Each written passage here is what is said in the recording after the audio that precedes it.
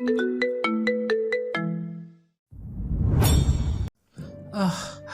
আহ আমাকে মেরো না, আমি সহ্য করতে পারছি না। প্লিজ বাবা, দয়া করে আমাকে ছেড়ে দাও। চুপ কর, তোর কত বড় সাহস! তুই আমার স্ত্রীর মুখে মুখে তর্ক করিস? তোকে কে সাহস দিয়েছে বল আমার স্ত্রীর সাথে তর্ক করার? সাব্বিরের বাবা কথাটা বলে নিজের নতুন কেনা চামড়ার বেল্ট দিয়ে সাব্বিরকে মারতে মারতে আধা মরা করে ফেলে।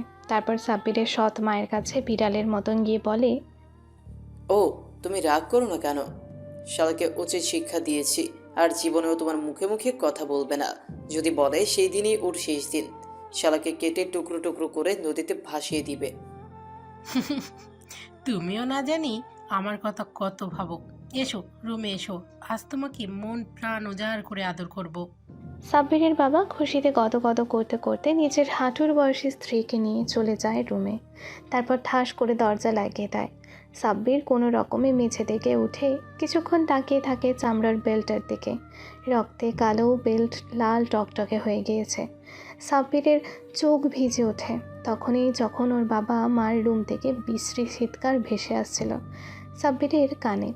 ঘৃণায় সাব্বির সেখানে না থেকে চলে আসে নিজের রুমে। ও হ্যাঁ, আপনাদের পরিচয়টা দেই এবার। সাব্বির বাবা মায়ের অত্যন্ত আদরের সন্তান। বাবা পেশায় একজন কলেজের সহকারী শিক্ষক।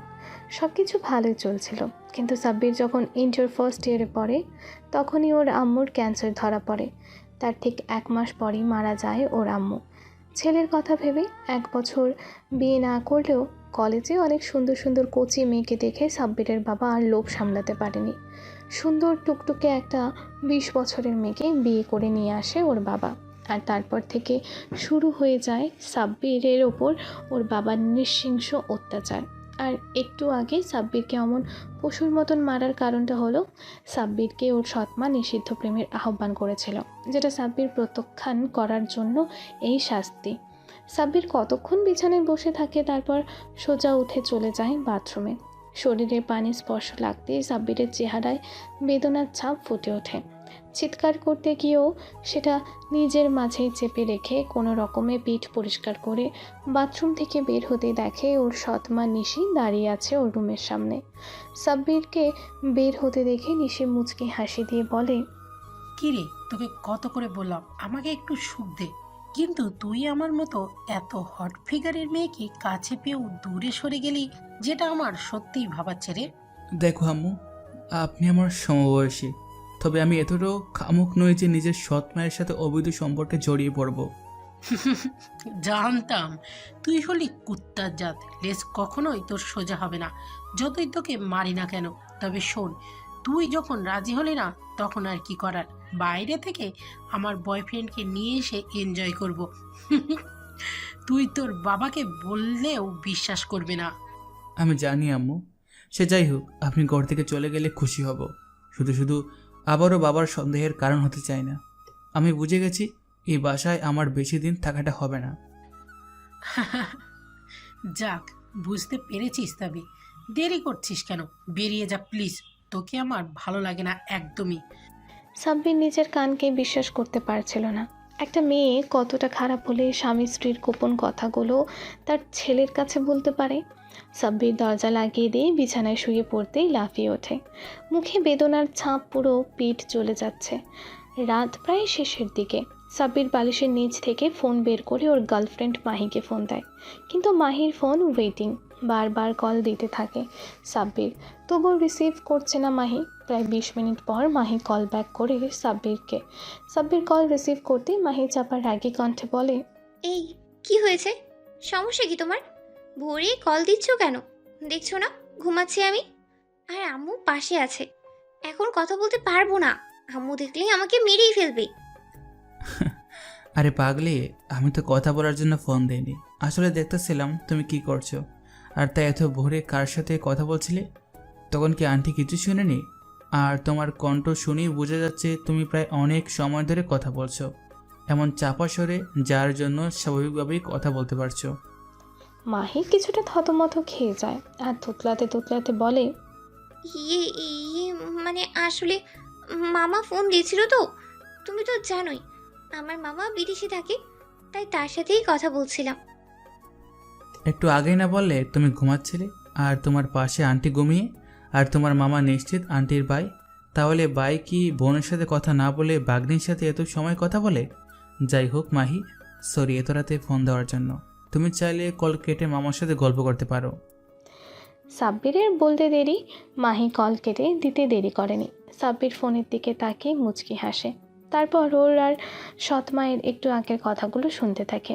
খুব ভালোভাবে রেকর্ড হয়েছে কথাগুলো। সাব্বির রেকর্ডটা ওর গোপন মেমোরিতে সেভ করে ফোন থেকে ডিলিট করে দেয়। তারপর ঘুমিয়ে পড়ে। পরের দিন সকালে সাব্বির রুম থেকে বের হতেই দেখতে পায় একটা ছেলে ওর সৎ মাকে জড়িয়ে ধরে ঠোঁটে ঠোঁট লাগিয়ে লিপ কিস করছে। হঠাৎ সাব্বিরকে দেখে ছেলেটা ওর সৎ মা নিশির ঠোঁট ছেড়ে দিয়ে এক দৌড়ে চলে যায়।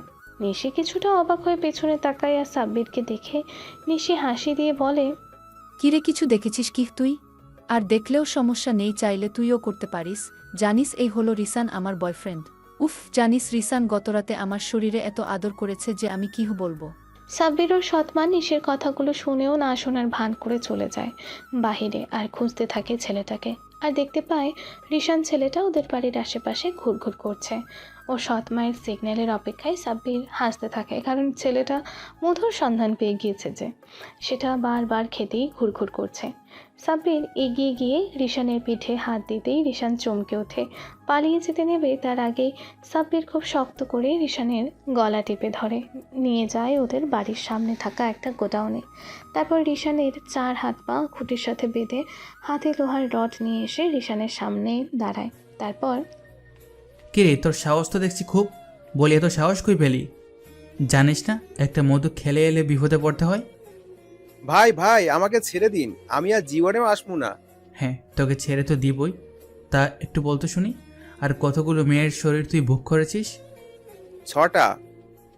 বাহ, তা কে কে তারা একটু বলতো, যদি সত্যি বলিস তবে তোকে ছেড়ে দেব।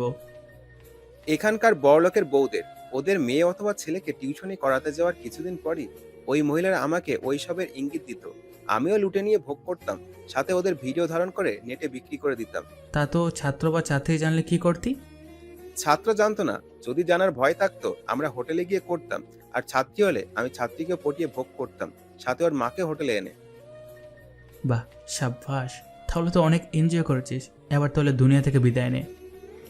সাব্বির কথাটা বলে রিশানের টি শার্ট ছিঁড়ে ওর মুখের মাঝে ঢুকিয়ে দিয়ে লোহার রড দিয়ে একের পর এক রিশানের পুরুষাঙ্গে আঘাত করতে থাকে আর একদম থেঁতলে ফেলে। রিশানের মৃত্যু নিশ্চিত করার পর সাব্বির রিশানের দেহ খুব সুন্দর করে বস্তায় ভরে ফেলে রেখে আসে ওদের বাড়ি থেকে 100 কিলোমিটার দূরে। তারপর চলে আসে কলেজে, আর এসেই খুঁজতে থাকে ওর গার্লফ্রেন্ড মাহিকে। অনেক খুঁজে না পেয়েও ফোন দেয় মাহিকে। মাহি জান, কোথায় তুমি? আমি ক্লাসে আছি, রাখছি, বাই। আরে শোনো না, কি? বলছিলাম কি তুমি কি আজ ইয়েলো ড্রেস পরে এসেছো?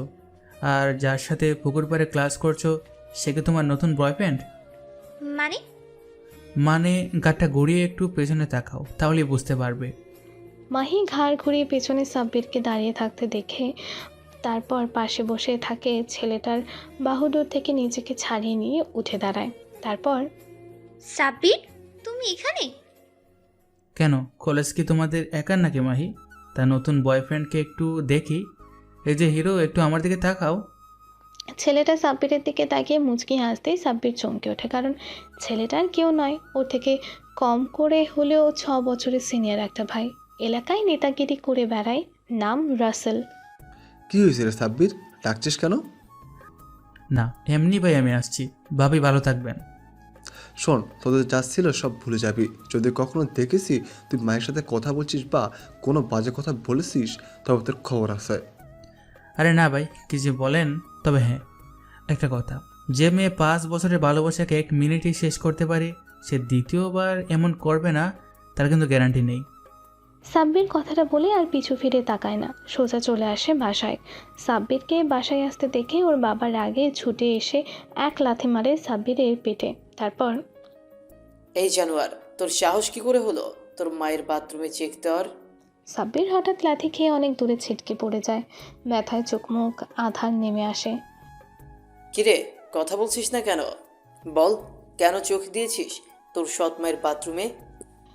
সাব্বির কিছু না বলে মেঝে থেকে উঠে ওর বাবার সামনে দিয়ে যেতে যেতে বলে, বাবা শোনো, তোমার চেয়ে শক্তিতে আমি কয়েক গুণ বেশি। তোমাকে যদি আমি একটা আঘাত করি তুমি আর উঠতে পারবে না, কিন্তু আম্মু আমাকে শিখিয়েছে বাবার শরীরে হাত তুলতে নেই। তবে তোমাকে একটা বুদ্ধি দেই, তুমি কলিকাতা হারবাল খেয়ে নিও, না হলে পরে পস্তাতে হবে। সাব্বিরের বাবা সাব্বিরকে মারতে যাবে তার আগেই সাব্বির ওর বাবার হাত ধরে রক্তচক্ষু নিয়ে তাকায় ওর বাবার দিকে। যুবক ছেলের এমন চোখ দেখে যে কেউ ভয় পেতে বাধ্য। সাব্বিরের বাবা কিছুটা না অনেকটাই ভয় পেয়ে যায়, সাথে ওর পেছনে থাকা সৎ মাও ভয় পেয়ে যায়, কারণ ও দেখেছিল সাব্বির কীভাবে রিশানের গলা টিপে ধরেছিল রাস্তায়। তুই আমার বাবা ভাবতেও ঘৃণা হয়। সে যাই হোক, তোর সম্পত্তিও তো আমার নামে লিখে দেওয়া, তুই চাইলেও কিছু করতে পারবি না। সে যাই হোক, শোন, তোর সব প্ল্যান আমি জানি রে, তুই কি সেটাও জানি। তবে অবুজের মতোই এড়িয়ে যেতাম। তোরা ভালো থাক, আমি আসছি, আর হতে দেখা হবে না। সাব্বির ওর রুম থেকে কলেজের কয়েকটা সার্টিফিকেট আর কিছু কাপড় নিয়ে বেরিয়ে আসে বাসা থেকে। ও বের হওয়ার আগে সোফায় যে দৃশ্যটা দেখে, যেটা দেখেও ঘৃণায় আর চোখ তুলেও তাকায়নি সেদিকে, কারণ সোফায় ওর বাবা আর সৎমা যৌন সঙ্গমে লিপ্ত ছিল। সাব্বির বাড়ি থেকে বের হয়ে এসে ভাবতে থাকে এখন সে যাবে কোথায়, কিন্তু কোথায় যাওয়ার জায়গা নেই। সাব্বির চলে আসে একটা লঞ্চ ঘাটে। সারা রাত লঞ্চের থেকে শুয়ে বসে পার করতে থাকেও। লঞ্চের হরেক রকমের খাবারের ঘ্রাণে সাব্বিরের পেটে ফুলে ওঠে, খেতে ইচ্ছে করে সেখানে গিয়ে খাওয়ার, কিন্তু না, রাতেই খেয়ে ফেলে ঢাকায় গিয়ে কী খাবে? তাছাড়া একটা কাজও তো জোগাড় করতে হবে। সাব্বির উঠে যায় পানি খাওয়ার জন্য, কিন্তু না, লঞ্চে পানি নেই, থাকলেও 15টা বোতল। দামটা শুনেই সাব্বিরের মুচকি হেসে চলে আসে সেখান থেকে। সারা রাত থাকার পর পরের দিন লঞ্চ চলতে শুরু করে। এমন সময় একটা অসুস্থ রোগী সাব্বিরের পাশে এসে বলে, বাবা কিছু মনে না করলে তোমার জায়গাটা আমারে দিবা, বুটারে একটু এইখানে বসাইতাম। জি জি চাচা, চাচিকে বসিয়ে দিন, আমি আসছি। সাব্বির মুচকি হেসে চলে আসে সেখান থেকে, কিন্তু এখন যাবে কোথায়? লঞ্চ ঢাকাতে পৌঁছাতে এখনও অনেক দেরি। সাব্বির কোনো উপায় না পেয়ে লঞ্চের ছাদে চলে আসে, কিন্তু অবাক করা বিষয় হলো ছাদে দরজা আর আলোক করা ছিল না। ছাদে উঠতেই সাব্বির শুনতে পায় কারো চাপা কণ্ঠ, এই তোরা সাবধানে কাজ কর, স্যারের অনেক তেল হয়ে গিয়েছিল। কত বড় সাহস, আমাদের সামনে থেকে আমাদের একটা টাকাও দেবে না। এখন সালাকে হাত পা বেঁধে এই নদীতে ফেলে দেব। এই মেহেন্দি তাড়াতাড়ি কর, সারা লঞ্চের লোকটাকে অনেক কষ্টে ম্যানেজ করেছি, সময় নেই বেশি, চলে আসবে ও। বস হয়ে গেছে, কিন্তু শালার তো কোনো সেন্স নাই। এমনি এমনি যদি পানিতে ফালাইয়া দেই তবে এত কিছু বুঝবো না মৃত্যুর যন্ত্রণা কেমন। হ্যাঁ, তাই তো সালাকে এমন কষ্ট দিয়ে মারবো যে সালা ভাবতেই পারবে না। বস আসেন বিড়ি খাই। শালার ব্যাগ থেকে মোট 10 লাখ টাকা পাইছি। এই টাকা দিয়ে না হলেও আমাকেও অনেকদিন চলবো। একদম ঠিক বলেছস, টাকাটা লইয়া আমরা বিদেশে চলে যাবো, ওখানে গিয়া বিদেশি মাল খামো। খুশিতে ডাব্লিউর চোখ চকচক করে ওঠে। এমন সময় সাব্বির হাতে থাকা লোহার রড দিয়ে প্রচণ্ড জোরে আঘাত করে ডাব্লুর মাথায়। এক আঘাতেই ডাব্লুর মাথা ফেটে 2 ভাগ হয়ে যায়। সাব্বির এবার তাকায় মেহেদির দিকে, শালা চোখ বন্ধ করে সিগারেট খাচ্ছে। সাব্বির হাসতে থাকে। এমন সময় হঠাৎ মেহেদি চোখ খোলে। ওর বসকে রক্তাক্ত অবস্থায় মেঝেতে পড়ে থাকতে দেখে চিৎকার করতে যাবে, তার আগেই সাব্বির মেহেদির মুখের মাঝে লোহার রড ঢুকিয়ে দেয়। তারপর বল, লোকটার সাথে কি করেছিস? কি কি কিচ্ছু না, এমনিই ঘুমের ওষুধ দিয়ে ঘুম পাড়িয়ে দিয়েছি। শালা, খুব তো বিদেশি মাল খাওয়ার ইচ্ছে, এবার না হয় তুই হয়ে যা নদীর বড় বড় মাছের খাবার। সাব্বির কথাটা বলে মেহেদির মাথার মাঝ বরাবর একটা আঘাত করতে ফটাস করে এক শব্দে মেহেদির মাথা 2 ভাগ হয়ে যায়। কিছুক্ষণ মেঝেতে ছটফট করতে করতে নিথর হয়ে যায় ওর দেহ। সাব্বির কিছুক্ষণ চেয়ে থাকে লাশ দুটোর দিকে, ভালো করে চেনেও না কে এই লোক দুটো, তবুও তাদের খুন করে দিল মাত্র একটা লোককে বাঁচানোর জন্য। সাব্বির ইদানিং কেমন যেন হয়ে গিয়েছে, একদম পশুর ন্যায়। ওর রক্ত দেখতে কেন যেন আনন্দ লাগে। সাব্বির আর দেরি না করে দ্রুত লোক দুটোকে ফেলে দেয় লঞ্চ থেকে। তারপর লঞ্চে ডেকে পড়ে থাকা বয়স্ক লোককে মুক্ত করে, কিন্তু লোকটার কোনো হেলদোল নেই। পকেট চেক করতে থাকে সাব্বির, আর অনেক খোঁজার পর একটা টিকিট পায়, যেটা লঞ্চের এসি ডাবল বেডের কেবিন। সাব্বির দ্রুত লোকটাকে কাঁধে তুলে নেয় আর তার পাশে সেই বড় ও কালো ব্যাগটি হাতে নিয়ে চলে আসে সেই লঞ্চের ক্যাবিনে। সাব্বির ভেবেছিল হয়তো এই বয়স্ক লোকের স্ত্রী বা সন্তান থাকবে, কিন্তু না, সাব্বিরের ধারণা ভুল ছিল। লোকটার সাথে তেমন কেউ ছিল না। সাব্বির লোকটাকে বেডে শুইয়ে দিয়ে হাতের পালস চেক করেন। চলছে সাধারণ মানুষের মতন। সাব্বির বুঝতে পারে মেহেদি সত্যি কথাই বলেছিল। হাই ডোজের ঘুমের ওষুধ খাওয়ানো হয়েছে লোকটাকে। সাব্বির আর ডাকে না লোকটাকে। অপর বেডে সাব্বির শুয়ে পড়ে। ঘুম আসে না ওর, চেয়ে থাকে সামনে শুয়ে থাকা লোকটার দিকে। বারবার কুবুদ্ধি আসতে থাকে ওর মনে যে সাব্বির লোকটাকে ফেলে দেয় নদীতে আর টাকার ব্যাগটা নিয়ে পালা। কিন্তু সাব্বির সেই আগের মতোই চুপ করে চেয়ে থাকে খরস্রোতা নদীর দিকে। দেখতে দেখতে সকাল হয়ে যায়। সাব্বিরের কিছুটা চোখ লেগে এসেছিল। এমন সময় সেই লোকটা পানি পানি বলে চেঁচাতে থাকে। সাব্বির দ্রুত পানি এনে লোকটার দিকে এগিয়ে দেয়। পানি পেয়ে লোকটা ঢকঢক করে পুরো বোতল শেষ করে। সাব্বিরের দিকে তাকায়, তারপর, কে তুমি? আর ওরা কোথায়? কার কথা বলছেন আঙ্কেল? রাতে আমাকে দুজন এখান থেকে জোর করে তুলে নিয়ে গেছিল, তারপর আমাকে অনেক অনেক মেরেছিল, আর শেষে কিছু পানি আমাকে জোর করে খাইয়ে দেয়। তারপর আর কিছু মনে নেই। ও, তা আপনার সাথে কিছু কি ছিল? আর কেনই বা তারা আপনাকে এখান থেকে নিয়ে গেল? হ্যাঁ হ্যাঁ, আমার কাছে একটা কালো ব্যাগ ছিল যেটাতে আমার গ্রামের জমি বিক্রি করা টাকা ছিল। কত টাকা? 10 লাখ টাকা বাবা। সাব্বির মুচকি হেসে টাকার ব্যাগটা তুলে দেয় লোকটার হাতে। তারপর রাতে ঘটে যাওয়া কাহিনী বলতেই লোকটা সাব্বিরের কাঁধে হাত রেখে বলে, তোমাকে অসংখ্য ধন্যবাদ বাবা, তুমি না থাকলে আমার কি যে হতো ভাবতেই পারছি না। তা কোথায় যাবে বাবা তুমি? জি, ঢাকায়। কোথায়? নিজেও জানি না আঙ্কেল। ছোটোবেলা থেকে এখানকারই একটা এতিমখানায় বড় হয়েছি। অনেকদিন তো তারা আমাকে লালন পালন করলো, আর কথা বলুন তাই চলে যেতে হচ্ছে সেখান থেকে নতুন ঠিকানায়। বাবা, তাহলে তুমি আমার সাথে চলো, আমার বাসায় থাকবে। তা পড়াশোনা কতদূর করেছো? জি, ইন্টার সেকেন্ড ইয়ারে পড়াশোনা করি। আচ্ছা, আমার সাথে চলো, তোমার পড়াশোনা আমি করাবো। তবে হ্যাঁ, এটা কিন্তু কোনো কিছুর বদলে নয়, তোমাকে কাজ করতে হবে। আমার বাসায় করবে তো কাজ? জি জি আঙ্কেল, করব। তোমাকে আমার নামটা বলা হয়নি। আমি রহিম সাহেব, রহিম গ্রুপ অফ কোম্পানির মালিক। আচ্ছা, এখন একটু ঘুমাই, শরীরটা অনেক দুর্বল। লোকটা নিশ্চিন্তে চোখ বুজে ফেলে আর সাব্বির আপন মনে তাকিয়ে থাকে বাহিরের দিকে। আরও ঘন্টাখানেক পর সাব্বির পৌঁছে যায় ঢাকায়। লঞ্চ থেকে নামতেই রহিম সাহেবের দিকে এগিয়ে আসে লোকটা। কিরে রমেশ, এত তাড়াতাড়ি চলে এসেছিস যে? কই তাড়াতাড়ি আসলাম সাহেব, আমি তো অনেকটা দেরি করে ফেলেছি। চলুন যাও যাক। হ্যাঁ চল। আর বাবা সাব্বির, চলো। সাহেব, ছেলেটাকে? আমাদের বাসায় নতুন কাজের লোক এখন আসলো।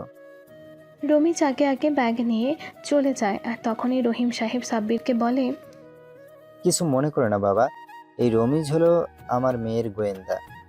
আমি যদি ওকে বলতাম তুমি আমাদের এখানে পড়াশোনা করতে যাচ্ছ, তবে তোমাকে আমি কখনোই বাসায় ঢোকাতে পারতাম না।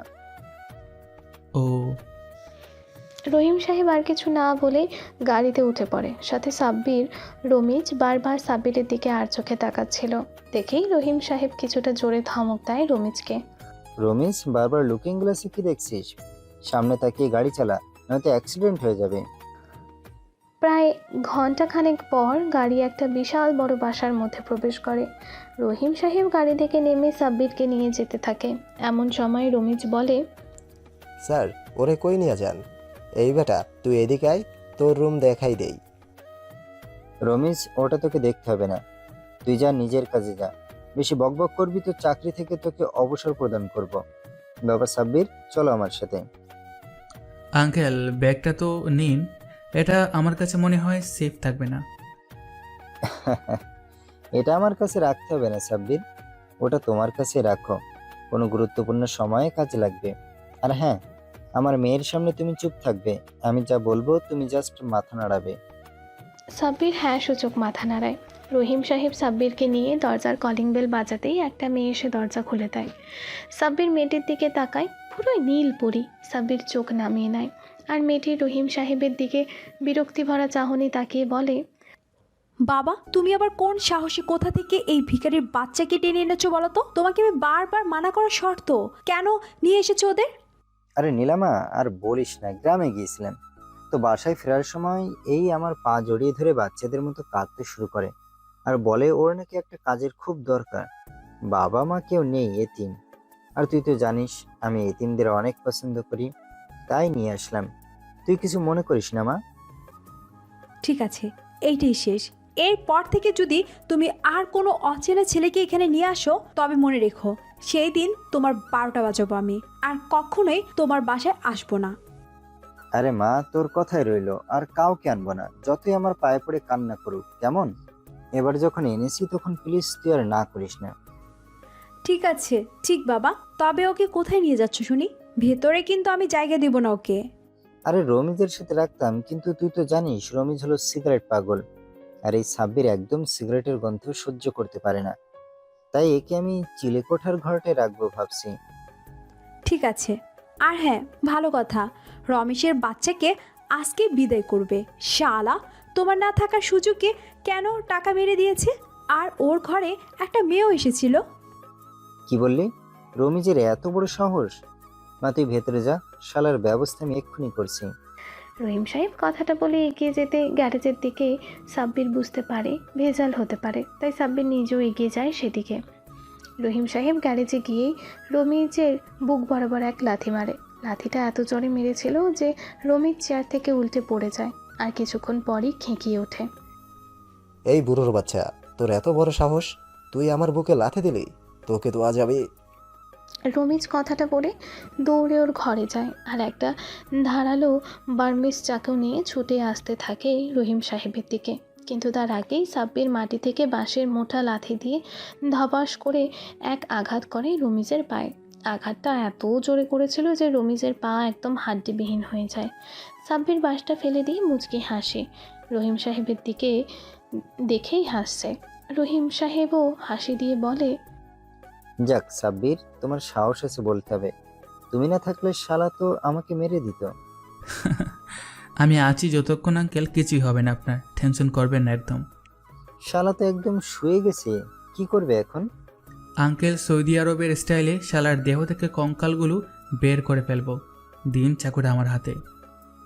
রহিম সাহেব মাটিতে পড়ে থাকা বার্মিজ চাকু সাব্বিরের হাতে তুলে দিতেই সাব্বির চাকুটা নিয়ে এগিয়ে যায় রমিজের দিকে। তারপর, রমিজ, তোকে অসংখ্য ধন্যবাদ তোর বডিটা আমাকে দিয়ে দেওয়ার জন্য।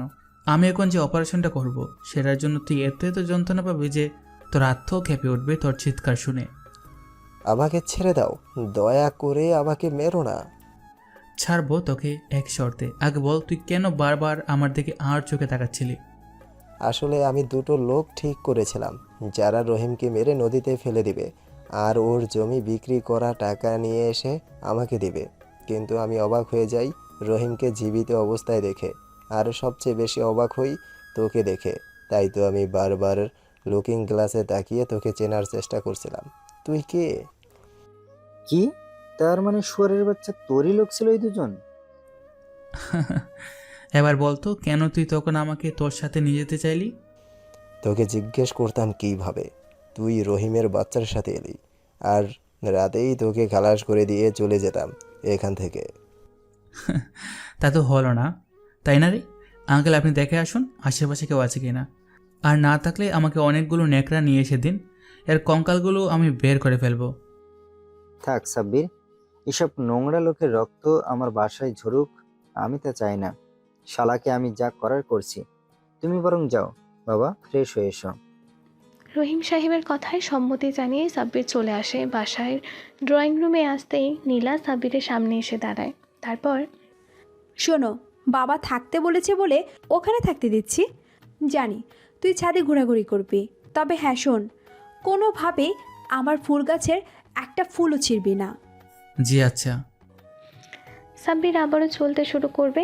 এমন সময় নীলা রেগে সাব্বিরের টি শার্টের কলার চেপে ধরে, তারপর, তোকে আমি যেতে বলেছি, দাঁড়াম, এনে চাবি। এই চাবি ছাড়া কোনোভাবেই তুই রুমে ঢুকতে পারবি না। তাহলে চাবিটা একটু তাড়াতাড়ি দিন আপু, অনেক জোরে বাথরুম চেপেছে। কর দেখি, এখানেই কর। প্লিজ আপু, চাবিটা দিন।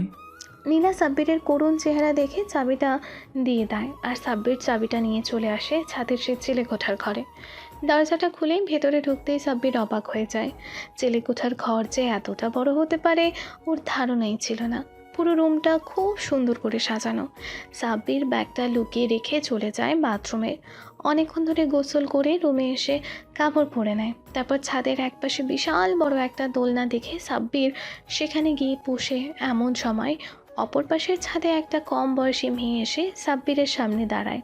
তারপর, হাই ভাইয়া, আমি নেহা। তুমি কে? হ্যালো আপু, আমি সাব্বির।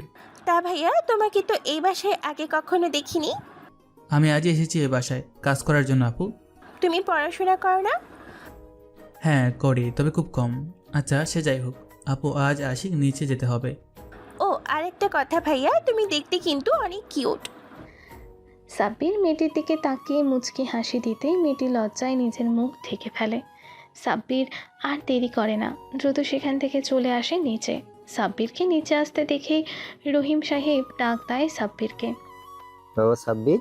জি আঙ্কেল। বাবা এত সময় লাগলো কেন নিচে আসতে? সাব্বির কিছু বলতে যাবে তার আগে নীলা বলে ওঠে, সময় তো লাগবেই বাবা।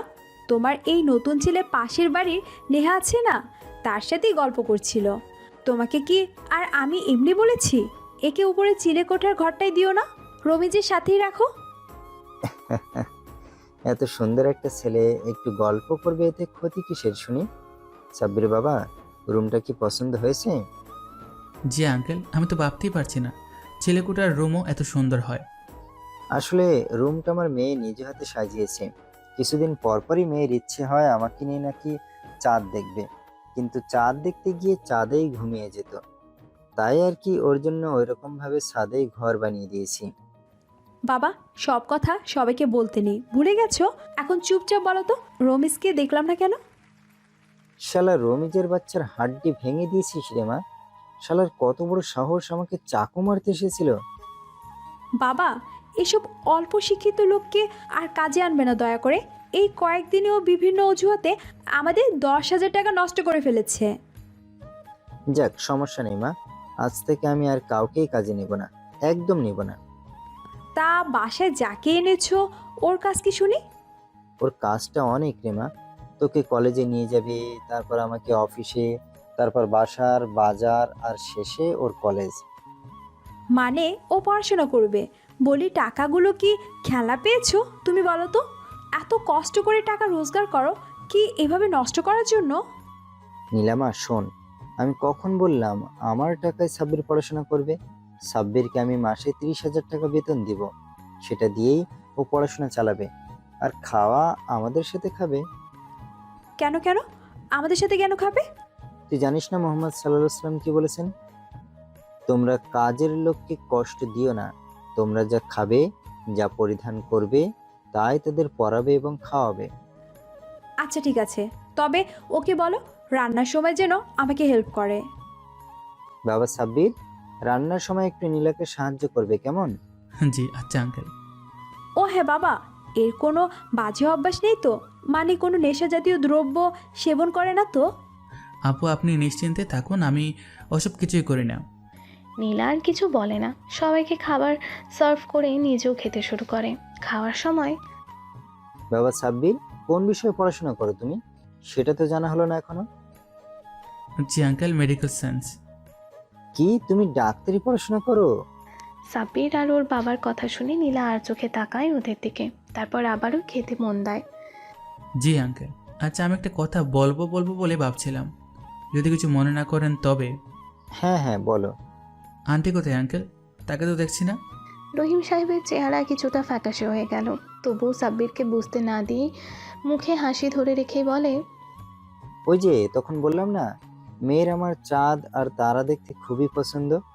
সেই চাঁদ আর তারার মাঝেই বাপ বেটি খুঁজে বেড়ায় তোমার আন্টিকে। সরি আঙ্কেল, আমি জানতাম না। জানবে কি করে, তুমি তো আজই আসলে। নাও খাও এবার। সাব্বির খেতে শুরু করে আবারও। আসলেই খাবারটা অনেক ভালো হয়েছে। এমন সময় নীলা বলে ওঠে, বাবা খাবার রান্না কেমন হয়েছে? অনেক ভালো রে মা, একদম তোর আম্মুর মতো। আই সাব্বির, তুইও বল খাবারটা কেমন হয়েছে? নীলা কথাটা বলে সাব্বিরের দিকে তাকায়, সাথে রহিম সাহেবও। আর অমনি দুজনেই চমকে ওঠে, কারণ সাব্বির কান্না করছে। রহিম সাহেব ব্যস্ত ভঙ্গিতে সাব্বিরের পাশে উঠে এসে বলে, এই বাবা কাঁদছো কেন? আসলে আঙ্কেল, খাবারটা একদম আমার আম্মুর হাতের রান্নার স্বাদের মতো। আমার আম্মাটাকেও না আঙ্কেল আমি একা একা ওই চাঁদ আর তারার ভিড়ে রোজ খুঁজি। আপনার মেয়ে ভাগ্যবান, বুঝলেন আঙ্কেল? কারণ আপনি তাকে আন্টিকে খোঁজার জন্য সঙ্গ দেন, কিন্তু আমাকে সঙ্গ দেওয়ার মতো বাবা থাকলেও তাকে পাশে পাইনি কখনো। নীলা সাব্বিরের কথা শুনে অনেকটা অবাক হয়ে যায় আর ভাবতে থাকে ছেলেটা তো আমার চেয়েও অনেক বেশি দুঃখী। রহিম সাহেব সাব্বিরের কাঁধে হাত রেখে বলে, আরে বাবা, ব্যাপার না, আমি তো আছি। সে যাই হোক, খাওয়াটা শেষ করো বাবা, আমি আবার একটা কাজে বের হব। সাব্বির চুপচাপ খাবার শেষ করে সে আগের মতো জেলে কোঠার ঘরে ঢুকতে যাবে তার আগে পেছন থেকে নেহা ডাক দেয় সাব্বিরকে। ওই সাব্বির ভাইয়া একটু শুনবে প্লিজ?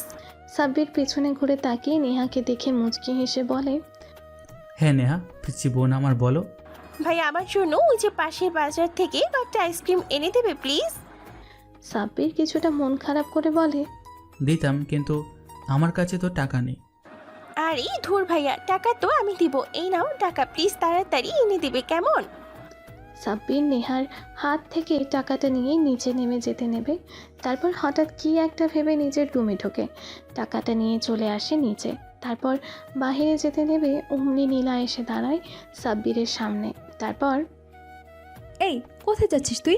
এই ভর দুপুরে শুনি একটু আগেই খাওয়া দাওয়া করলি, রেস্ট না নিয়ে চলে যাচ্ছিস কেন? ইয়ে না মানে আপু, একটু বাজারে যেতাম, একটু পার্সোনাল কাজে। শোন, যদি সিগারেট খেতে যাস আর আমার সামনে ধরা পড়িস তবে তোর খবর আছে। আর শোন, বাসায় এসে ফার্স্ট আমার রুমে যাবি, বুঝেছিস? জি। সাব্বির আর দেরি না করে সোজা চলে আসে বাজারে আর কয়েক ফ্লেভারের কোন, চকোবার, ভ্যানিলা আর কুলফি মালাই আইসক্রিম নিয়ে বাসায় আসে আর কথা মতো সোজা নীলার রুমের সামনে গিয়ে ডাকতে থাকে নীলাকে। আপু ভেতরে আসবো? হ্যাঁ আয়। সাব্বির ভেতরে ঢুকে দেখে নীলা বিছানায় শুয়ে আছে। সাব্বির রুমে ঢুকতেই নীলা উঠে বসে আর সাব্বিরকে বলে, এই এইদিকে গিয়ে আয়, দেখি সিগারেট খেয়েছিস কি না। সাব্বির এগিয়ে যায় নীলার দিকে। নীলা কিছুক্ষণ সাব্বিরের টি শার্ট থেকে কয়েকবার নিঃশ্বাস নেয়, তারপর আবারও বিছানায় শুয়ে বলে, সিগারেট তো খাসনি, তবে শুধু শুধু বাজারে গেলি কেন শুনি? সাব্বির কিছু না বলে নীলার জন্য আনা আইসক্রিমগুলো বাড়িয়ে দিয়ে বলে, এই যে আপু, আইসক্রিম কিনতে গিয়েছিলাম, এগুলো আপনার। নীলা আইসক্রিম দেখে তড়িঘড়ি করে উঠে সাব্বিরের হাত থেকে আইসক্রিমগুলো নিয়ে খেতে থাকে আর চোখে সাব্বিরের দিকে তাকিয়ে বলে, বাকিগুলো কার জন্য এনেছিস? বাকিগুলো আপু নেহা আনতে দিয়েছিল। ইস আপু, আইসক্রিমগুলো গলতে শুরু করেছে, আমি যাই নেহাকে দিয়ে আসি। সাব্বির কথাটা বলে এক দৌড়ে চলে যায় ছাদে আর গিয়ে দেখে নেহা অস্থির হয়ে পায়চারি করছে ছাদে। সাব্বিরকে দেখে নেহা এগিয়ে এসে অস্থির হয়ে বলে, ভাইয়া তুমি ঠিক আছো তো? আমি তো ভাবলাম তুমি আইসক্রিম আনতে গিয়ে কোনো দুর্ঘটনায় পড়েছো। উফ, দেখেছো টেনশনে আমি পুরো ঘেমে গিয়েছি। সাব্বির অবাক হয়ে যায় নেহার কথাগুলো শুনে। ও মনে মনে ভাবছিল নেহা প্রথমেই আইসক্রিম চাইবে বা বলবে তোমাকে দিয়ে একটা কাজও ঠিকভাবে করানো যায় না, আরও কত কি, কিন্তু না, নেহা পুরোই উল্টো। সাব্বির আইসক্রিমের প্যাকেটগুলো নেহার হাতে দিয়ে দেয় আর বলে, আপু আসলে তোমার নীলা আপুর রুমে গিয়েছিলাম, তাতে দেরি হয়ে গেল। আইসক্রিমগুলো নিয়ে গিয়ে একটু ফ্রিজে রেখে দিও, না হলে খেতে পারবে না, মনে হয় গলে গিয়েছে। নেহা আইসক্রিমগুলো হাতে নিয়ে একটা কোন আইসক্রিম সাব্বিরের হাতে দিয়ে বলে, ভাইয়া এটা তোমার জন্য।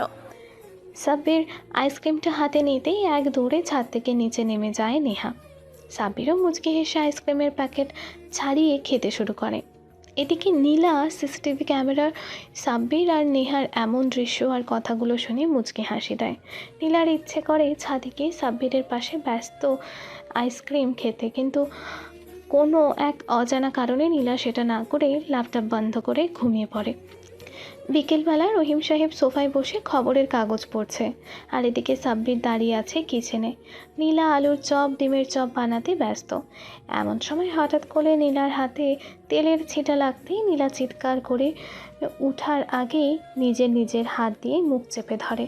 সাব্বিরও এগিয়ে গিয়ে ডিমের চপগুলো কড়াই থেকে নামিয়ে রহিম সাহেবকে দিয়ে এসে নীলার দিকে তাকিয়ে বলে, আপু মলম নিয়ে এসেছি, যদি হাতটা দিতেন মলম লাগিয়ে দিতাম। নীলা আস্তে করে পোড়া হাতটা এগিয়ে দিতেই সাব্বির প্রথমে হাতটা ধুয়ে নেয়, তারপর টিস্যু দিয়ে পরিষ্কার করে হাতে খুব যত্ন সহকারে মলম লাগিয়ে দেয়। তারপর নিজেই বাকি আপগুলো ভেজে নীলাকে দিয়ে ডাইনিং টেবিলে এসে বসে। রহিম সাহেব সাব্বির আর নীলার দিকে তাকিয়ে মুচকি হাসে, তারপর বলে, তোকে কতবার বলি আমার মা তোকে রান্না করতে হবে না, একটা কাজের মেয়ে নেই, সে না হয় রান্না করে দিয়ে যাবে, তাহলে অন্তত আমার থেকে তোর কষ্টটা লুকাতে এত কষ্ট করতে হতো না। বাবা, আমি যেন নিতে পারি। আমরা কিন্তু কাজের মেয়ের অনেক হক থাকে যেগুলো আমরা পূরণ নাও করতে পারি। আর যেসব কাজের মেয়ে কাজ করে ওরা হলো নোংরা, দেখবে আমাদের 2 দিনেই অসুস্থ বানিয়ে ফেলবে। তাও ভালো বলেছিস মা। ও হ্যাঁ বাবা, তোমাকে তো বলাই হয়নি, আমার বান্ধবী তন্নিকে চিনো? ওদের ডেভিলস ব্রেথ পাউডারের সাথে অসুস্থ করে ফেলেছিল, আর তারপরে পুরো বাসায় যত টাকা ছিল সব কিছু নিয়ে ওই কাজের মহিলা পালিয়ে যায়। এখনও নাকি মেয়েটাকে কেউ পায়নি। থাক থাক মা, আমাদের কাজের লোকের প্রয়োজন। বাবা সাব্বির আছে, ওই তোকে সাহায্য করবে। আঙ্কেল, আমার তো বাবা মা নেই, তো আগামীকাল যদি আপনি আমার অভিভাবক হয়ে কলেজে ভর্তি করিয়ে দিয়ে আসতেন তবে আমার অনেক ভালো হতো। আচ্ছা বাবা, দিয়ে আসবো। সাব্বির নাস্তা শেষ করে নিজে থেকেই প্লেটগুলো নিয়ে চলে যায় কিচেনে, আর সবগুলো প্লেট পরিষ্কার করে পেছনে ফিরতেই দেখে নীলা দাঁড়িয়ে আছে। সাব্বিরকে ঘুরতে দেখে নীলা বলে ওঠে, থ্যাঙ্কস। সাব্বির প্রত্যুত্তরে একটা হাসি দিয়ে বাসা থেকে বের হয় হাঁটতে। আশেপাশে হাঁটতে হাঁটতে চলে আসে একটা চায়ের দোকানে, যেখানে কয়েকটা লোক চা খাচ্ছিল। এমন সময় একটা মধ্যবয়স্ক লোক চায়ের কাপে চুমুক দিয়ে বলে, কিরে মোল্লার পো, শুনছিস নাকি রমিজ রে নাকি রহিম সাহেব বাড়ি থেকে বাহির কইরা দিছে? বলিস কি? তবে যাই বলিস, রহিম সাহেব কিন্তু কাজটা সঠিক করেছে। রোজিন খুব বার বেড়ে গিয়েছিল, ও যেখানেই থাকে সেইখানে রোজ রাইতে একটা করে বাজারের মেয়ে নিয়ে যেত। ওয়াক থু থু থু, মোল্লার পো কথাটা সত্যি নাকি ওর মতো জঘন্য একটা পোলার লগে চা খাইতাম একসাথে বইসা থেকে ভাবতেই পারতেছি না, শেষে কিনা বউকে তালাক দিয়ে বাজারের মেয়ে নিয়ে ফুর্তি করতো। সাব্বির লোকগুলোর কথা শুনে মুচকি হাসি দেয়, কারণ সাব্বির জানে যে লোকগুলো দিনের আলোয় বাজারের মেয়েকে গালি দেয়, সেই রাতে আধারে বুকের মাঝে জড়িয়ে ধরে সুখ খোঁজে। সাব্বির চা শেষ করে উঠতে যাবে, এমন সময় দেখে একটু আগের লোক দুটো একটা বোরখা পরিহিত মেয়ের সাথে কতক্ষণ কথা বলে নিজেদের সাথে নিয়ে যেতে থাকে জঙ্গলের দিকে। সাব্বিরের খুব জোরে হাসি পেলেও হাসিটা আটকে রাখে। বাসার দিকে যেতে নেবে এমন সময় ছোট একটা বাচ্চাকে ফুচকা বিক্রি করতে দেখে এগিয়ে যায়। তারপর, ভাই, তোমার নাম কি? ছেলেটা অবাক চোখে তাকায় সাব্বিরের দিকে, চোখে মুখে বিস্ময়। কেউ হয়তো তাকে ভাই বলে ডাকেনি। ছেলেটি ধীর কণ্ঠে বলে, জি ভাইয়া, আমার নাম হৃদয়। সুন্দর নাম। তা ভাইয়া, ফুচকা কত টাকা করে বিক্রি করছো? জি ভাইয়া, 10 টাকার 7টা আপনাকে, আমি 8টা দিব। কেন কেন, আমাকে বেশি কেন? খুশি হইয়া ভাইজান, আপনি আমার ভাই ডাকছেন তাই। সাব্বিরের ইচ্ছে করে ছেলেটাকে জড়িয়ে ধরতে, কিন্তু আশেপাশে লোকজন হয়তো এটা দেখে বলবে আদিক্ষেতা। সাব্বির পকেট থেকে 100 টাকা বের করে বলে, এই নাও ভাইয়া 50 টাকা, ফুচকা দাও, আর বাকিটা নিজের কাছে রেখে দিও। হৃদয় ফুচকা দিয়ে বাকিটা ফেরত দিতে যাবে, অমনি সাব্বির বলে, বাকিটা তুমি রেখে দাও ভাইয়া। কেন কেন কেন ভাইয়া? এই যে তুমি আমাকে ফ্রি দিয়েছো, আর সাথে আমাকে ভাইয়াও ডেকেছো, তাই। সাব্বির নিজের ভালোবাসা আটকে রাখলেও ছেলেটা আটকে রাখতে পারেনি, জড়িয়ে ধরে সাব্বিরকে। সাব্বির ছেলেটার মাথায় হাত বুলিয়ে দিয়ে বলে, তোমার বাবা মা নেই? আচ্ছা ভাইয়া, তবে তারা কিছুটা অসুস্থ আর তারাও কাজ করে। আমি স্কুলে দিনের অর্ধেক সময় দিই, আর বাকিটা সময় ফুচকা বিক্রি করে আমার পড়াশোনার খরচ চালাই। সাব্বাস, স্বাবলম্বী হওয়া উত্তম ভাইয়া, এগিয়ে যাও। সাব্বির চলে আসে সেখান থেকে বাসায়, আর এসেই দেখে নীলা পোড়া হাতে কিছুই খেতে পারছে না। সাব্বির গিয়ে নীলার পাশে বসে আর পলিথিন থেকে ফুচকাগুলো বের করে প্লেটে রেখে কিচেন থেকে চামচ এনে নীলার হাতে দেয়। নীলা কিছুটা অবাক হয়ে বলে, ফুচকা কার জন্য? জি আপু, বাজারে গিয়েছিলাম আর দেখলাম খুব ছোট একটা ছেলে ফুচকা বিক্রি করছে, তাই কিনলাম। হৃদয়? হ্যাঁ হ্যাঁ আপু, হৃদয়। ভালো করেছিস, আসলে ছেলেটা স্বাবলম্বী হতে এই বিজনেস করে। রোজ নিয়ে আসবি কেমন? জি আচ্ছা আপু। সাব্বির আর কোনো কথা না বলে চলে আসতে যাবে, অমনি নীলা পেছন থেকে ডাক দেয় সাব্বিরকে, এই সাব্বির শোনো। সাব্বির ঘুরে তাকায় নীলার দিকে, তারপর, বলুন আপু। কাছে আয় তো। সাব্বির নীলার কাছে যেতেই নীলা নিজ হাতে একটা ফুচকা সাব্বিরের মুখের সামনে ধরে। সাব্বির বুঝতে পারে না ও কী করবে। এমন সময় নীলা নিজেই বলে, কি রে, তাকিয়ে আছিস কেন? হা কর। সাব্বির হাঁ করতেই নীলা সাব্বিরের মুখের মাঝে ফুচকা তুলে দেয়। সাব্বির কোনো মতে খেয়ে চলে আসতে যাবে, তার আগে নীলা সাব্বিরের হাত ধরে ফেলে আর বলে, তুই এমন কেন বলতো? তোকে কি আমি যেতে বলেছি? চুপচাপ আমার পাশে এসে বসে পড় আর আমাকে খাইয়ে দে। কি আমি? তো এখানে আর কেউ আছে নাকি শুনি? তাড়াতাড়ি কর, আমার তরস হয়েছে না খাওয়ার জন্য। সাব্বির কাঁপা কাঁপা হাতে নীলার মুখের সামনে একটা ফুচকা ধরতে নীলা খেতে শুরু করে। আস্তে আস্তে সাব্বির কিছুটা ইজি হয়ে যায়, ততক্ষণে অর্ধেক ফুচকা শেষ। এদিকে রহিম সাহেব কিছু একটা কাজে নিজের ঘর থেকে বের হয়ে ড্রয়িং রুমে আসতে যাবে, অমনি নীলা আর সাব্বিরের এমন অবস্থা দেখে দ্রুত রহিম সাহেব নিজের রুমে চলে যায় আর মনে মনে হাসতে হাসতে আবারও নিজের কাছে মন দেয়। সাব্বির এই প্রথম নীলাকে খাইয়ে দিতে বিরক্ত লাগলেও পরে কেন যেন অজানা এক অনুভূতি কাজ করতে থাকে ওর মনে। সাব্বিরের মতোই নীলারও এক অদ্ভুত অনুভূতি কাজ করতে থাকে মনে। নীলা মনে মনে ভাবতে থাকে, আচ্ছা আমার এমন লাগছে কেন? বমি তো অনেকবার বাবার হাতে খেয়েছি, কই তখন তো এমন অনুভূতি আর এতটা ভালো লাগেনি খেতে। তবে কি সাব্বিরের মাঝে এমন কিছু আছে যেটা আমাকে ওর প্রতি দুর্বল করে তুলেছে? নীলা কথাগুলো ভাবতে ভাবতে সাব্বিরের দিকে তাকায়। সাব্বির আপন মনে ফুচকায় টক ঝাল বুট দিয়ে খুব সুন্দর করে ফুচকা তৈরি করে ওর মুখের সামনে ধরছে। নীলা হঠাৎ করেই সাব্বিরকে থামিয়ে দিয়ে বলে, আরে আরে, আমি তো সব খেয়ে ফেললাম, আমি আর খাবো না। দেখি তুই একটু হাত ধুয়ে এসে আমার পাশে বসতো। সাব্বিরকে ভালোভাবে হাত পরিষ্কার করে এসে নীলার পাশে বসতেই নীলা সাব্বিরের মুখের সামনে ফুচকা তুলে ধরে। আপু আমি খাবো না। এই কি বলছিস তুই? চুপচাপ খা বলছি। আপনার হাতে তো ফুচকা পড়েছে, আপনি এসব জাল টক নেড়ে কি হ্যান্ড ওয়াশ দিয়ে হাত ধুতে পারবেন আপু? ওটা তোর ভাবতে হবে না, তুই খেয়ে নে। সাব্বির চুপচাপ সবগুলো ফুচকা খেয়ে নিজের রুমে চলে আসে। রাতে সাব্বির খাওয়া দাওয়া করে রুমে শুয়েছে, এমন সময় ওর দরজায় কেউ নক করে। সাব্বির দরজাটা খুলো তো। সাব্বির উঠে গিয়ে দরজা খুলে দেয়। নীলা এসে ঘরের বিছানায় বসে পড়ে আর সাব্বির মেঝেতে শুয়ে পড়ে। নীলা কিছুটা অবাক হয়ে সাব্বিরকে বলে, কি রে, মেঝেতে শুয়ে পড়লি কেন? আঙ্কেল বলেছিল আপনি চাঁদ দেখতে দেখতে ঘুমিয়ে পড়েন, তাই আজও হয়তো ঘুমিয়ে যাবেন, তাই আগে থেকেই আমি আপনাকে বিছানায় ছেড়ে দিলাম। তোর কষ্ট হবে না, আপনি চাঁদ দেখুন, আমি ঘুমাই আপু। সাব্বির আর কোনো কথা না বলে ঘুমিয়ে পড়ে। এদিকে নীলাও চাঁদ দেখতে দেখতে ঘুমিয়ে পড়ে। মাঝরাতে রহিম সাহেব কাজ শেষ করে নীলার ঘরে উকি দিয়ে নীলাকে না দেখে সোজা ছাদে চলে আসে আর সাব্বিরের রুমের দরজা হালকা চাপ দিতেই দরজা খুলে যায়। রহিম সাহেব ভেতরে তাকে দেখে নীলা ঘুমিয়ে পড়েছে বিছানায় আর সাব্বির মেঝেতে জড়সড় হয়ে ঘুমিয়ে আছে। রহিম সাহেব একটা শান্তির নিঃশ্বাস ফেলেন। তিনি মনে মনে গর্ব করতে থাকেন সাব্বিরের মতো কাউকে নিজের বাসায় আনার জন্য। রহিম সাহেব সাব্বিরের শরীরে চাদর আর নীলা শরীরে কম্বল মুড়ি দিয়ে চলে যায় নিজের রুমে। পরের দিন সকালে সাব্বির ঘুম থেকে উঠে দেখে নীলা বিছানায় নেই, হয়তো আগেই উঠে গিয়েছে।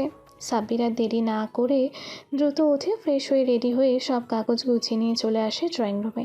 সাব্বিরকে আসতে দেখে নীলা বলে, কেবল উঠলি তবে? তাড়াতাড়ি ব্রেকফাস্ট করে নে, বাবা আর আমি যাব কলেজে। সাব্বির বসে পড়ে খেতে। রহিম সাহেব চুপচাপ পত্রিকা পড়লেও মনে মনে তিনি হাসতে থাকেন তার মেয়ের পরিবর্তনগুলো দেখে। এই বাবা, তুমি এভাবে পত্রিকার আড়ালে মুসকি মুসকি হাসছো কেন? আর বলিস না মা, আসলে হয়েছে কি, থাক আর শুনবো না, খাওয়া দাওয়া শুরু করো তো, এমনিতে 9টা বেজে গিয়েছে। রহিম সাহেব আর কিছু না বলে খেতে শুরু করে। খাওয়া দাওয়া শেষ করে সাব্বির চলে আসে গ্যারেজে। সবচেয়ে দামি গাড়ি বের করে অপেক্ষা করতে থাকে নীলা আর রহিম সাহেবের জন্য। দুজন এসে গাড়িতে বসতেই সাব্বির গাড়ি চালাতে শুরু করে।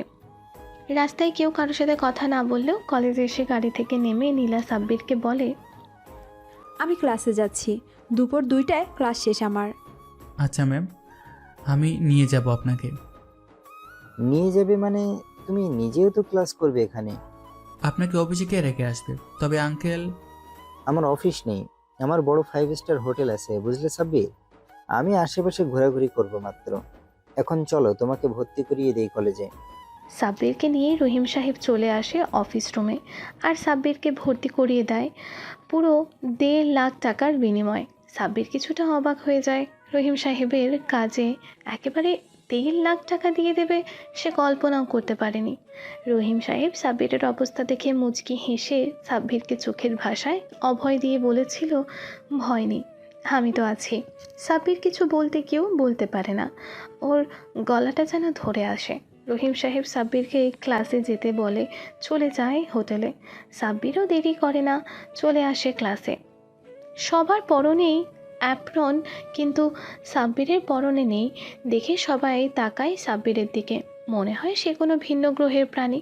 সবার শেষ বেঞ্চে গিয়ে বসে পড়ে সাব্বির। এমন সময় ওর পাশে বসে থাকা একটা ছেলে সাব্বিরের দিকে হাত বাড়িয়ে দিয়ে বলে, হ্যালো, আমি রেমন। আর তুমি? হ্যাঁ, আমি সাব্বির। তোমাকে তো আগে কখনো দেখিনি ঢাকা মেডিকেল কলেজে, আজ কি নতুন আসলে? হ্যাঁ, আজই ভর্তি হলাম। আচ্ছা, আমাকে একটা কথা বলো তো, সবাই আমার দিকে এভাবে তাকিয়ে আছে কেন? কারণ তোমার পরনে ডাক্তার সিম্বল অ্যাপ্রন নেই, তাই। সবার শরীরে অ্যাপ্রন দেখছো না, এগুলোর দাম 1 লাখ টাকার ওপর। ও, এই ব্যাপার, সমস্যা নেই, আগামীকাল থেকে আমিও অ্যাপ্রন পরে আসবো। আচ্ছা, তা তোমার বাবা কি করে? আমি এতিম, বা এই বাবা মা কেউ নেই, নিজের নিজের খরচ বহন করে কাজ করে। ও আচ্ছা, আমার 2টো অ্যাপ্রন আছে, তুমি চাইলে একটা নিতে পারো। না ভাই, আমার লাগবে না, তুমি বরং ওটা তোমার কাছেই রাখো। আচ্ছা, তোমার বাবা মা কী করে? বাবা সরকারি চাকরি আর আম্মু গৃহিণী। আচ্ছা, এখন ক্লাস করো, কারণ এটা ডাক্তারির বিষয়। ছোটোখাটো কোনো ভুল হলে একটা মানুষের জীবন বিপদে পড়ে যাবে। সাব্বির আর কোনো কথা না বলে স্যারের কথায় মনোযোগ দেয়। অনেক কষ্টে সবগুলো ক্লাস শেষ করে সাব্বির চলে আসে পার্কিংয়ে, গাড়িটা বের করে নীলার জন্য অপেক্ষা করতে থাকে। এমন সময় রিমন এসে সাব্বিরের পাশে দাঁড়ায়, বলে, তাহলে তুমি আমার সাথে মজা করছিলে সাব্বির? মজা মানে? কখন তোমার সাথে মজা করলাম আমি? ওই যে ক্লাসে বললে তুমি এতিম, তাহলে এত দামি গাড়ি কোথায় ফেলে? আরে এই ব্যাপার, তোমাকে আমি আরও কি কিছু বলেছিলাম? হ্যাঁ হ্যাঁ, বলছিলে তুমি কাজ করো। হ্যাঁ, আর সেই কাজটাই হলো এই গাড়ি চালানো। আমি গাড়ি চালাই, বুঝলি, এটাই আমার কাজ। সরি। সমস্যা নেই। তা বাসা কোথায় তোমার? পাশেই। আচ্ছা থাকো, যাই, আবার আগামীকাল কথা হবে। রিমন চলে যাওয়ার কিছুক্ষণ পরেই নীলা এসে গাড়িতে বসে পড়ে কিছুটা রেগে। সাব্বির নীলার রাগী চেহারা দেখে বুঝতে পারে কিছু একটা হয়েছে। সাব্বির গাড়ি থেকে নেমে নীলাকে গাড়ি থেকে হাত ধরে নামিয়ে আনে। তারপর, আবার কিছু কি হয়েছে? কেউ কিছু বলেছে আপনাকে? নীলা হ্যাঁ সূচক মাথা নাড়ায়। সাব্বির কিছুটা শান্তভাবে বলে, চলুন দেখিয়ে দিন কে আপনাকে কি বলেছে। আমার এক ব্যাচ সিনিয়র একটা ভাইয়া আমাকে প্রপোজ করেছে, আমি মানা করায় আমাকে বাজারের মেয়ে বলেছে, আরও অনেক কিছু। ছেলেটা কোথায় আছে আপু, আর নাম কি? ওই যে কলেজের পিছনে একটা আম গাছ আছে না, ওখানে নীল দাঁড়িয়ে আছে, কালো রঙের টি শার্ট পরা। ওকে, সমস্যা নেই আপু, আপনি গাড়িতে বসে থাকুন, আমি যাব আর আসবো। সাব্বির নীলাকে গাড়িতে তুলে দিয়ে চলে আসে কলেজের পেছনে, আর এসে দেখে কারো রঙের টি শার্ট পরা একটা ছেলে, মাত্র একজনই, আর আশেপাশে কয়েকটা ছেলে। সাব্বির ছেলেগুলোর সামনে গিয়ে চমকে ওঠে, কারণ ওরা ইনজেকশনের মাধ্যমে ড্রাগস গ্রহণ করছিল। সাব্বির ছেলেগুলোর উদ্দেশ্যে বলে, এখানে নীলকে? সাব্বিরের কণ্ঠ শুনে ছেলেগুলো তাকায় সাব্বিরের দিকে। তারপর ওদের মাঝ থেকে কালো রঙের টি শার্ট পরা ছেলেটা সাব্বিরের দিকে এগিয়ে এসে বলে, আমি নীল, কি হয়েছে বলো। চল আমার সাথে নীলার কাছে ক্ষমা চাইবি। সাব্বিরের কথা শোনা মাত্রই নীল সাব্বিরের টি শার্টের কলার চেপে ধরে বলে, কি বললি ভিখারির বাচ্চা, আমি কিনা একটা মেয়ের কাছে ক্ষমা চাইবো? সালা, তোর কি মাথা খারাপ হয়ে গেছে বলতো? এই সালাকে ধর, আজ একে 100টা ইনজেকশন পুশ করব। নীলের কথা মতো কয়েকটা ছেলে সাব্বিরকে ধরতে আসবে, তার আগেই সাব্বির নীলের নাক বরাবর এক ঘুষি মারতেই নীল ছিটকে পড়ে যায়। সাব্বির শান্ত ভঙ্গিতে তাকায় আশেপাশে, আর পেয়েও যায় একটা মোটা গাছের ডাল। সাব্বির দ্রুত ডালটা হাতে নিয়ে এগিয়ে আসে ছেলেগুলোর দিকে। তারপর চোখ বন্ধ করে পিটতে থাকে ছেলেগুলোকে। পিটতে পিটতে ছেলেগুলো আধা মরা করে ফেলে। এমন সময় পেছন থেকে কেউ একজন হাত রাখে সাব্বিরের কাঁধে। সাব্বির পেছনে তাকিয়ে দেখে রহিম সাহেব। আঙ্কেল, আপনি এখানে? মারামারি করতে নেই সাব্বির, তোমাকে কিছুই করতে হবে না, শুধু আমাকে বলবে, যা করার আমি করে নিব। তুমি যাও, নীলা গাড়িতে বসে আছে, আমি এদের ব্যবস্থা করছি। আঙ্কেল সবসময় তো আপনাকে বলার পরিস্থিতি থাকবে না। যেটা নিজেই সলভ করতে পারবো সেটা কেন আপনাকে বলবো? তবু এখন যাও। সাব্বির চলে আসে সেখান থেকে সোজা গাড়িতে, আর তখনই নীলা সাব্বিরকে বলে, ম্যাম, নীলবাইকে বোঝাতে যে আপনি নীলবাইয়ের বোনের মতো। অনেক বোঝানোর পর তারা বুঝেছে আর কখনই আপনাকে ডিস্টার্ব বা প্রপোজ করবে না। কি বলছিস তুই? কি করে ওসব মাতালকে বুঝালি যে আমি ওর বোনের মতো? ওরা তো কলেজে আসতো কিভাবে শরীরে ইনজেকশন পুশ করা যায় সেটা শেখার জন্য। আপু, সেটা আমার গোপন টেকনিক। এখন কি তবে গাড়ি চালাবো? হ্যাঁ হ্যাঁ, চল, বাসায় অনেক কাজ আছে তো। সাব্বির আর কোনো কথা না বলেই গাড়ি নিয়ে চলে আসে সোজা বাজারে। নীলা আর সাব্বিরকে বাজারে গাড়ি থামাতে দেখে বলে, কিরে, গাড়ি বাজারে নিয়ে আসলি কেন? বলে গেলেন আপু, আপনি না বলেছিলেন রোজ ফুচকা খাবেন হৃদয়ের? সেটাই কিন্তু গাড়ি থামিয়েছি। সাব্বির গাড়ি থেকে নেমে হৃদয়ের থেকে ফুচকা কিনে নিয়ে আবারও এসে গাড়িতে বসে গাড়ি চালাতে শুরু করে। সাব্বির বাসার সামনে গাড়ি দাঁড় করাতেই নীলা নেমে চলে যায়। আর সাব্বির গাড়ি পার্কিং করে বাসার ভেতরে যেতেই দেখতে পাই রহিম সাহেব সোফায় বসে আছেন। আরে আঙ্কেল, এত তাড়াতাড়ি কি করে আসলেন? এসেছি ওভাবেই। সে যাই হোক, যাও ফ্রেশ হয়ে এসো, ক্ষুধা পেয়েছে আমার। সাব্বির আর কোনো কথা না বলে ছাদে এসে রুমে ঢুকতে যাবে, অমনি নেহা ডাক দেয় সাব্বিরকে। ভাইয়া, ওই সাব্বির ভাইয়া শোনো। সাব্বির ঘুরে তাকায় নেহার দিকে আর মুচকি হেসে নেহার সামনে গিয়ে বলে, বলো পিচ্ছি বুড়ি। ভাইয়া, আমরা চলে যাচ্ছি ইউএসএতে। কেন কেন? কেন আবার? আমার বাবা ওখানেই থাকে, সফটওয়্যার ইঞ্জিনিয়ার। এখন আমাদেরকে ওখানে নিয়ে যাবে। গুড, এটা তো অনেক ভালো। ওই দেশের সুন্দর পরিবেশে তুমি বড় হতে থাকবে। না না, আমার মন খারাপ তোমার জন্য। আচ্ছা ভাইয়া, তুমিও চলো না আমাদের সাথে। আমি ওখানে গিয়ে কি করবো শুনি? তার চেয়ে বরং তুমি ওখানে যাও, আমি না হয় পরে একদিন যাব। সত্যি তো? সত্যি। এমন সময় নেহাকে ডাকতে আসে একটা মহিলা। নেহাও ছুটে চলে যায় তার কাছে, তবে যাওয়ার আগে সাব্বিরের দিকে তাকিয়ে মুচকে একটা হাসি দিতে ভোলেনি নেহা। সাব্বির রুমে এসে ফ্রেশ হয়ে নিচে যেতেই দেখতে পায় নীলা অনেক রকমের খাবার ডাইনিং টেবিলে সাজিয়ে রেখেছে। সাব্বির যেতেই নীলা সবাইকে খাবার সার্ভ করে দিয়ে নিজেও খেতে থাকে। খাওয়ার মাঝে হঠাৎ রহিম সাহেব বলে, মা নীলা, শুনছি তোমাদের কলেজ থেকে স্কলারশিপ বাছাই পর্ব শুরু হয়েছে। হ্যাঁ বাবা। তো তুই কি চান্স নিবি? না বাবা, তোমাকে ছেড়ে আমি কোথাও যাব না। তুমি বরং সাব্বিরকে চান্স নিতে বলো। হ্যাঁ, ওটা আমি ওকে না জেনেই দিয়ে দিয়েছি ওর নাম। কিন্তু আঙ্কেল, আমি এত টাকা কই পাবো পড়াশোনা করার জন্য? আমি যদি বিদেশে চলে যাই তবে আমি কিভাবে আপনার কাজ করব আর আপনি আমাকে বেতন দিবেন? রহিম সাহেব কিছু বলতে যাবে তার আগে নীলা বলে ওঠে, এই, তোকে টাকা নিয়ে টেনশন করতে কে বলেছে বলতো? টাকা আমি আর বাবা দিব। তুই ভালো করে পড়াশোনা করতে থাক, বুঝলি? স্কলারশিপ পেতেই হবে। আচ্ছা আপু, আমি আমার সাধ্যমতো চেষ্টা করব। সাব্বির আর কোনো কথা না বলে খাওয়া শেষ করে চলে আসে নিজের রুমে, বই বের করে পড়তে থাকে।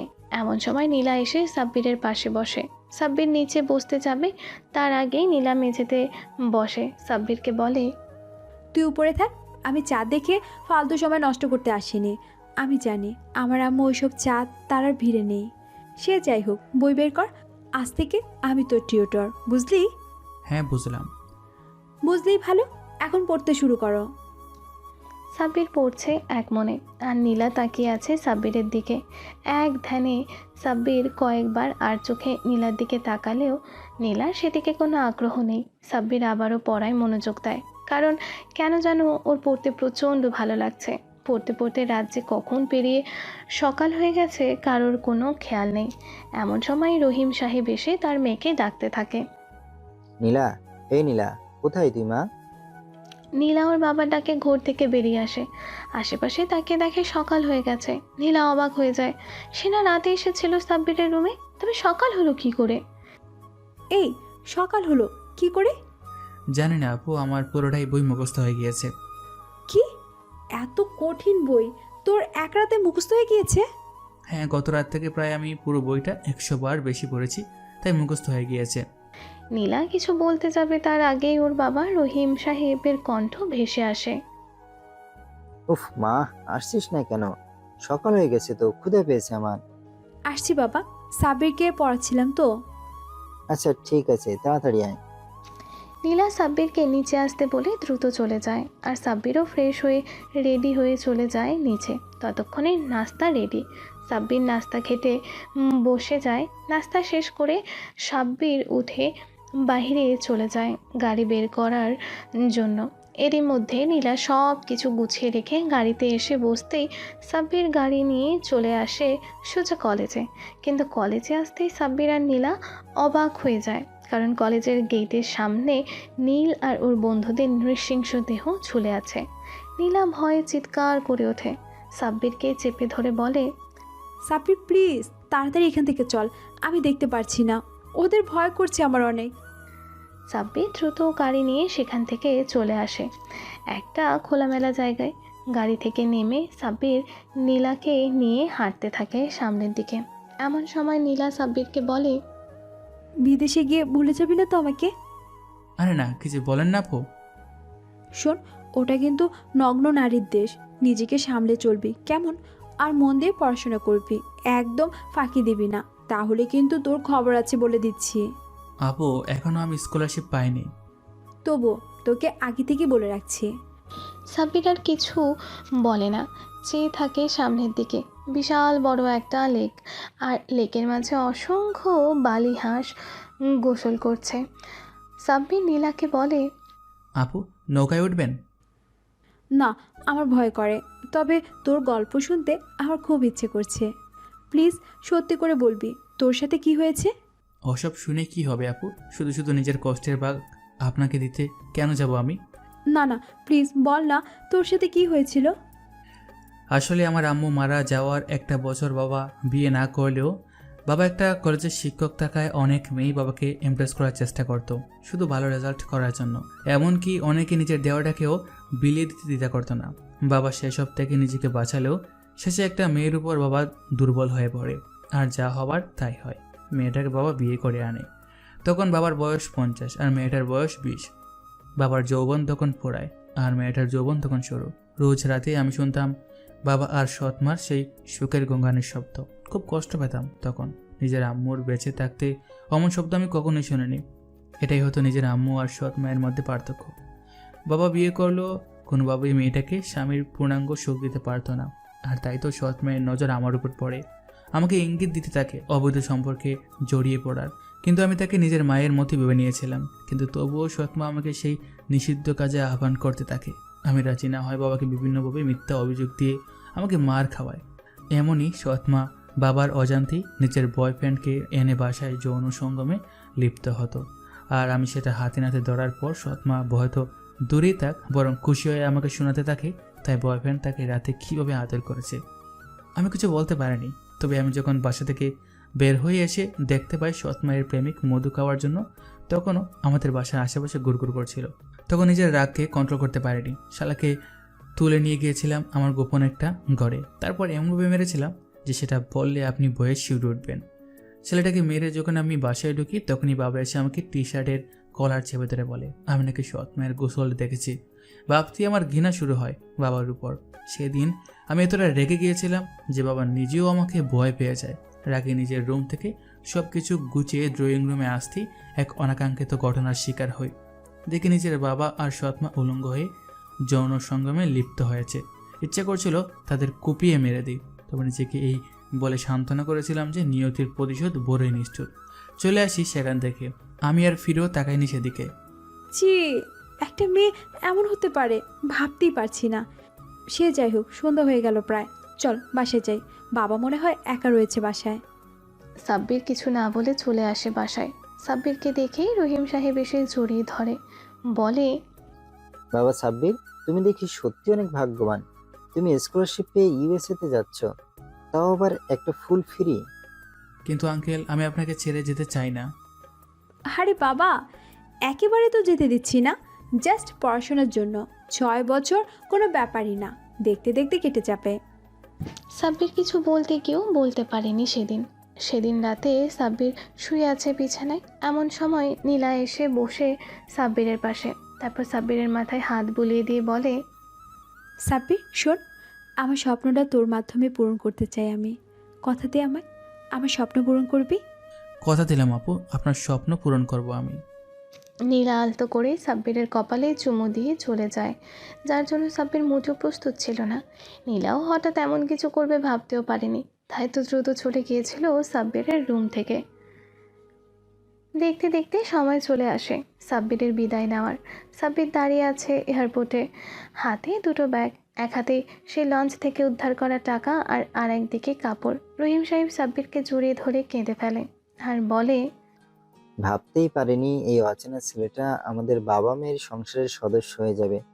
শোনো বাবা, পড়াশোনা করবে মন দিয়ে, কোনো বাজে কাজে একদম জড়িয়ে পড়বে না কিন্তু। জি আঙ্কেল, ঠিক আছে। এমন সময় নীলা এসে দাঁড়ায় সাব্বিরের সামনে। তারপর, শোন সাব্বির, ওই দেশের মেয়েগুলো অতিরিক্ত ফর্সা, বুঝলি? দেখতে একদম ভালো না। ওদের প্রেমের জন্য না পড়িস, বুঝেছিস? আর হ্যাঁ, রোজ ফোন দিবি আর আমাকে বলবি সারাদিন কি কি করেছিস। আচ্ছা, বলবো। মানিলা, এবার সাব্বিরকে আসতে দে, ফ্লাইটের সময় হয়ে আসছে, এয়ারপোর্টে অনেক কাজ আছে আবার। হ্যাঁ দিচ্ছি বাবা। সাব্বির তাহলে আয়, আবার দেখা হবে। সাব্বির নীলা আর রহিম সাহেবের থেকে বিদায় নিয়ে চলে যায় এয়ারপোর্টের ভেতরে। এতক্ষণ নিজের কান্না চেপে রাখলেও সাব্বির আর নিজেকে ধরে রাখতে পারে না। চোখ বেয়ে দুফোঁটা চোখের পানি গড়িয়ে পড়ে।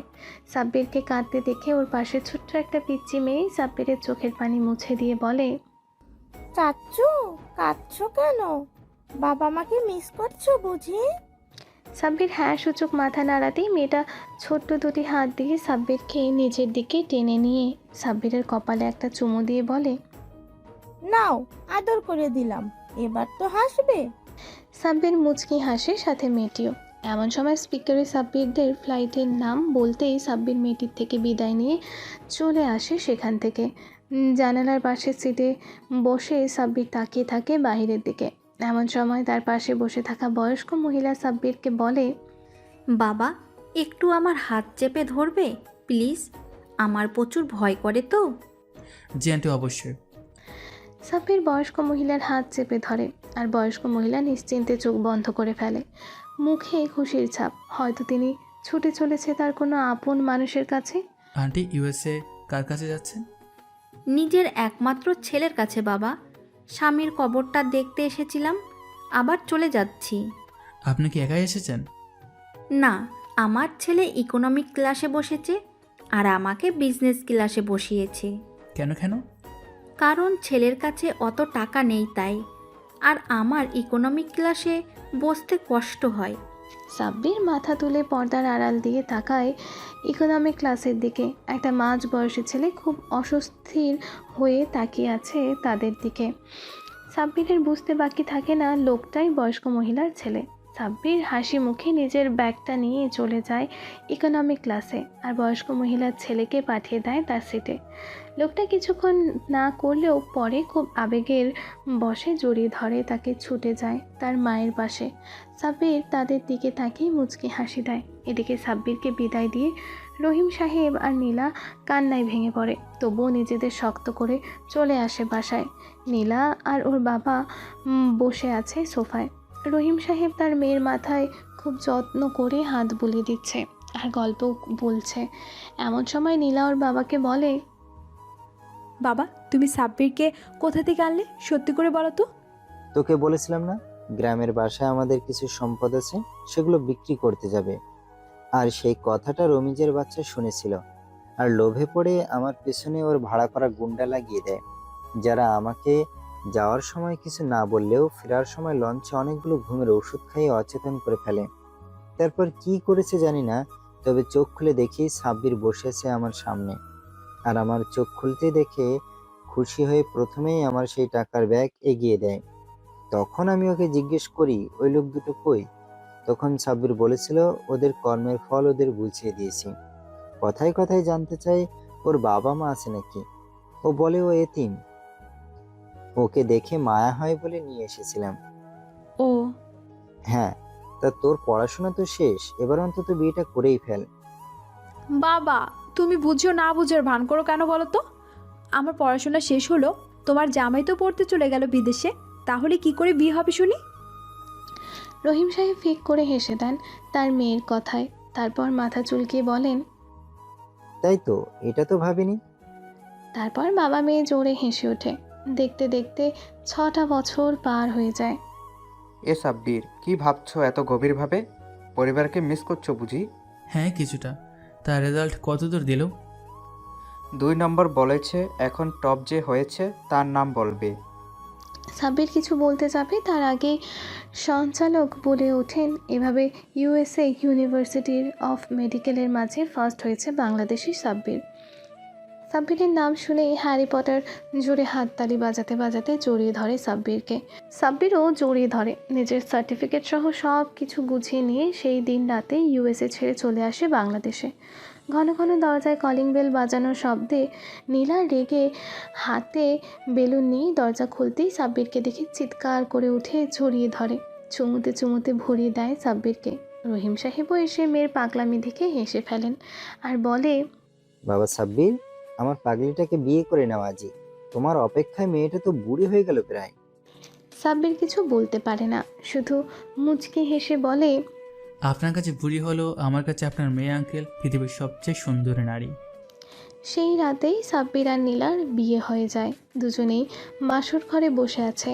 এমন সময় নীলা বলে, আইজান, বয়স তো অনেক হলো, এবার বাবু নিতে চাই আমি। বেশ, তবে বাবু নিতে হলে যে আমার ওটা করতে হবে। তো করছো না কেন আদর? সাব্বিরকে পায় আর কে ঠুপ করেই নিজের ঠোঁট দুটো ডুবিয়ে দেয় নীলার ঠোঁটের মাঝে আর হারিয়ে যায় সুখের রাজ্যতে।